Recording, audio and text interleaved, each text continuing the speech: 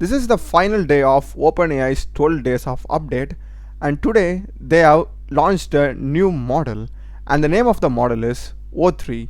And many of you would be confused because they previously launched the O1 model. So according to the naming convention, this has to be the part 2, which is O2, but they have actually skipped O2 and they have gone to O3. So as you can see in the tweet, they have said yes, we skipped a number, and many say they have skipped this because there is a company named O2 or some other legal issues, but let's not go into that. And they are going to launch this model O3 and O3 mini. So these models are upcoming in the future. They said in the end of January, and currently they are testing these models for safety purposes.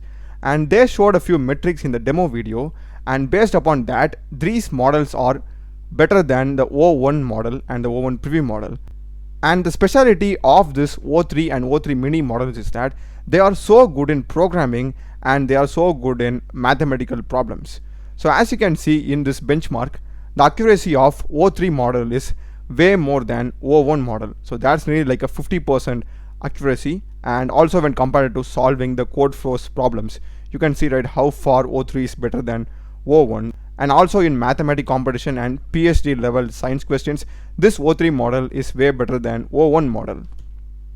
And here is the thing, okay, O3 mini model has another 3 sub classification, which is low, medium and high, and these are categorized based on thinking. So low reasoning or thinking, medium reasoning or thinking, high reasoning or thinking. And even the O3 mini model is better than or equivalent to the O1 model in terms of solving programming problems from code forces. And here we are having the estimated cost to reach this particular ELO.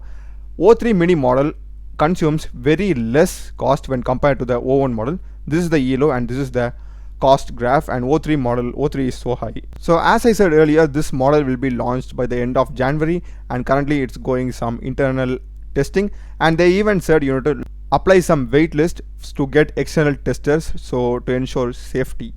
And that's basically the 12 days of OpenAI update. It's been an amazing 2 weeks of great AI updates, as well as for me, I've been doing a lot of OpenAI and AI content.